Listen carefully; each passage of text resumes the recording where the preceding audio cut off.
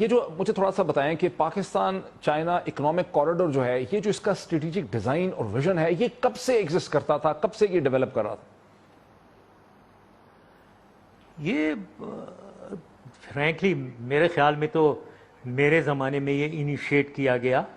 میں نے سوچا تھا کہ یہ جو ہماری کاراکورم ہائی وے ہے، میں نے پریزیڈنٹ ہو جنٹاؤ کے سب سے پہلے کہا انہیں کہ let us make this into an 8th wonder of the world by converting this road, the Karakoram highway, into a railway connection, into an oil connection and gas connection and a fiber optics connection.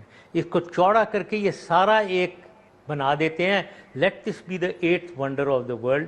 ادھر سے شروع کیا and then I went not only to China بلکہ Tajikistan, Kyrgyzstan and Kazakhstan جو street ان کے ساتھ linkages کر کے وہ بھی ایک انہیں بھی چینل ملتا پاکستان کے تھرو جانے کا.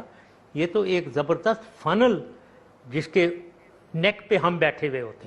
یہ ہمارا آئیڈیا تھا. اسٹریٹجک آبجیکٹو کیا تھا؟ آئیڈیا اسٹریٹجک آبجیکٹو کیا ہے؟ اسٹریٹجک آبجیکٹو کیا تھا؟ تھاٹ کیا؟ Strategic objective frankly economic gains and strategic gain of Pakistan. We would have been the key element in South Asia and Central Asia. South Asia اور Central Asia اور even the Middle East جس کے ہم centre میں ہیں. ہم centre میں بیٹھے ہوئے ہیں کراس روڈ پہ.